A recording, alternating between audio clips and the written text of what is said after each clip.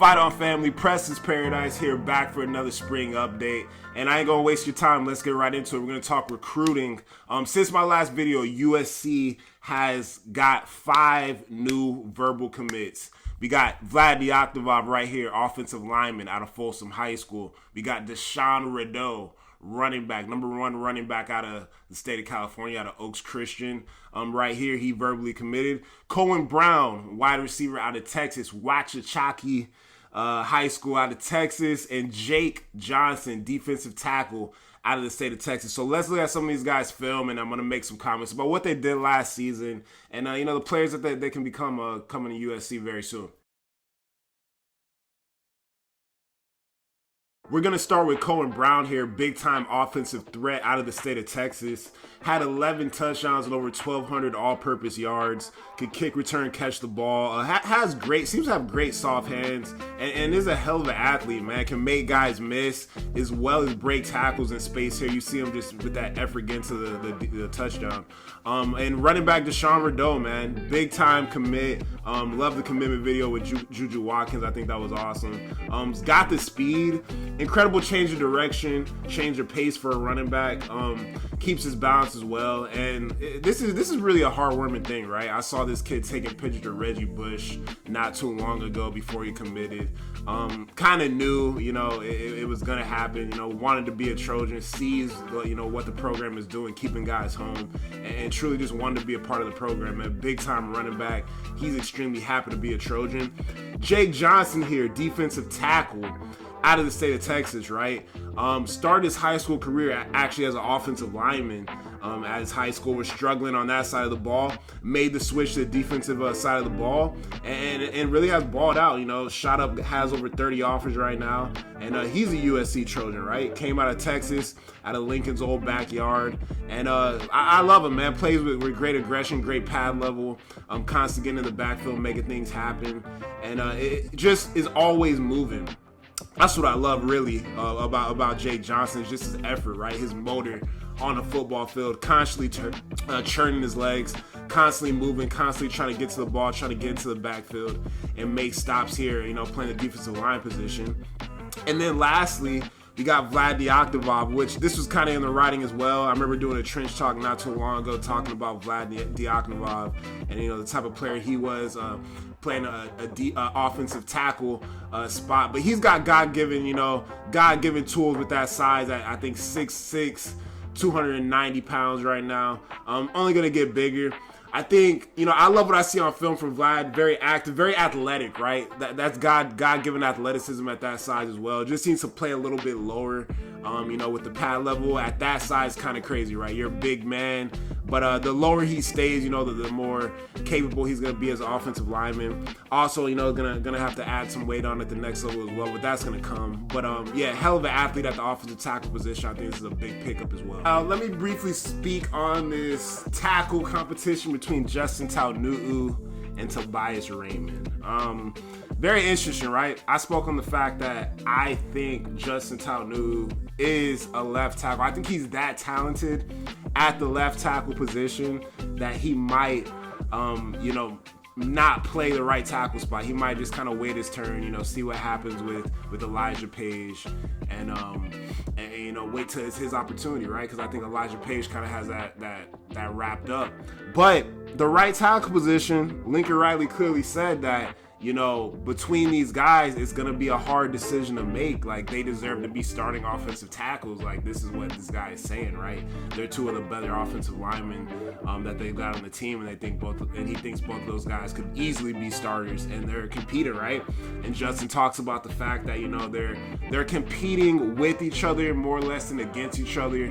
Holding each other accountable, teaching each other, where they could be better, and where, and holding each other to that standard when they mess up or when they don't do the right thing. And it's an interesting thing, right? Like, all high tides rises all ships or all boats or whatever they say. So I think competition is key, particularly when you're competing with each other, not against each other. There seems to be, that camaraderie. There's no malice in the fact that these guys might be going after the same spot. But I have, full faith in Tobias Raymond and Justin Taunu'u. I loved what I saw out of Justin in the bowl game. I love, the glimpses that I saw from Tobias Raymond, during the course of the season. I love, the change that he's made with his body. I think that's amazing. That's really what got him to this point. At least the work that he put in even last offseason, really just, blew up, physically got so much stronger, so much developed as a football player. And, I think that definitely transferred to Saturdays. Obviously being in the room, learning the offense as well as an incoming freshman, that helped a lot. Just having another year under the belt, another offseason under the belt. But I think this is fantastic, man. And I think that one of my biggest takeaways from when I was listening to Justin Taunu talk to the media was the fact that, he said out there on the practice field this spring, it's the most competitive it's been since he's been at USC. And that's what we want, man. We want practice to be hard.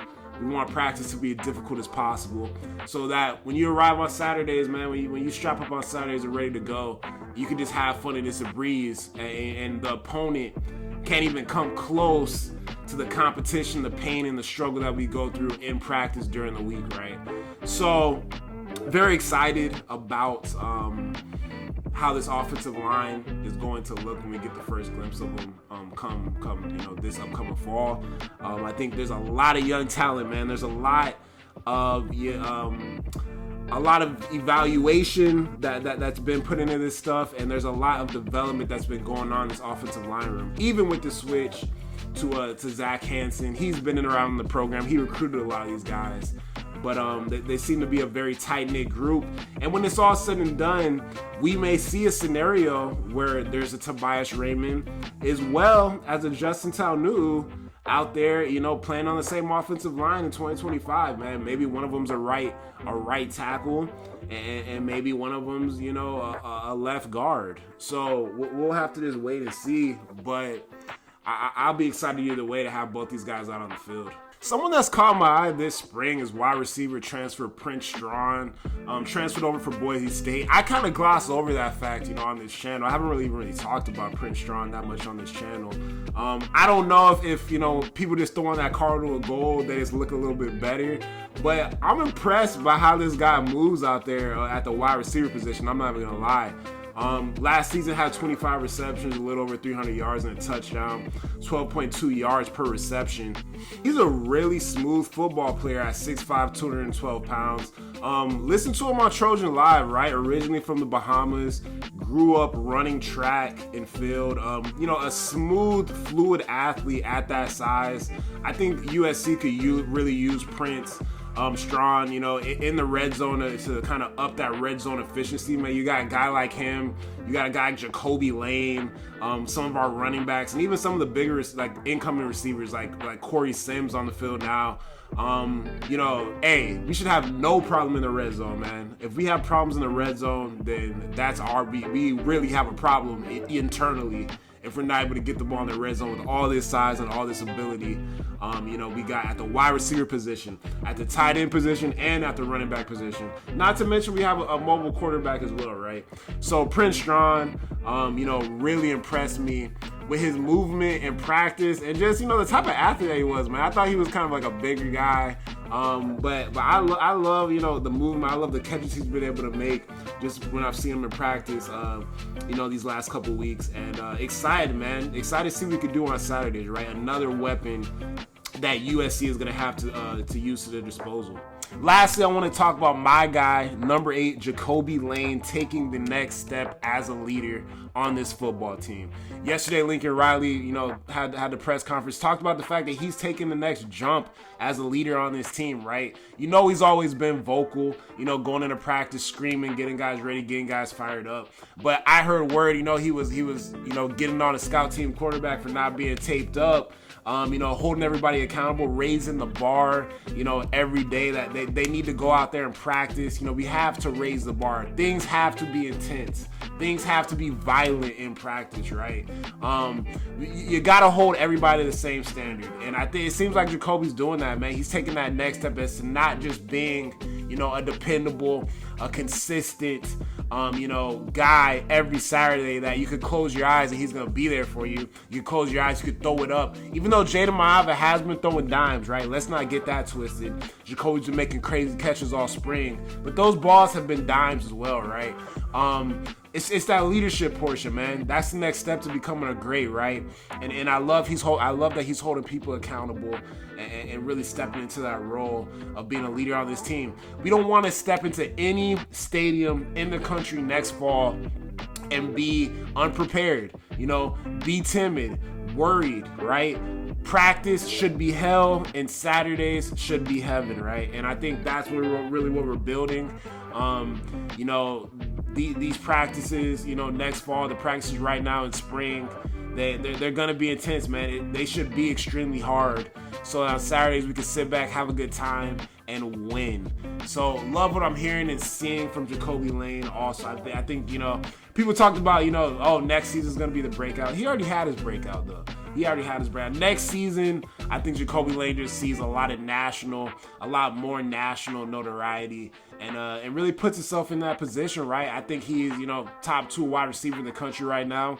And he's not 2, in my opinion, right?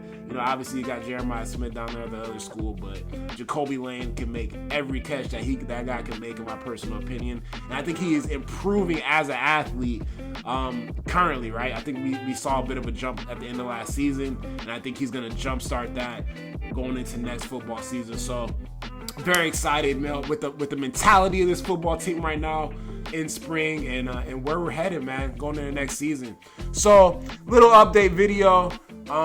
Man, work's been crazy. So I'm trying to keep up the energy, right? Trying to, give you guys some takes, man. Put out some content. If you're sticking around, if you're a fan of the program, a fan of the show, a fan of the channel, and a fan of me, I appreciate you guys. Have a good weekend, and as always, guys, fight on. Appreciate you guys. Have a good one.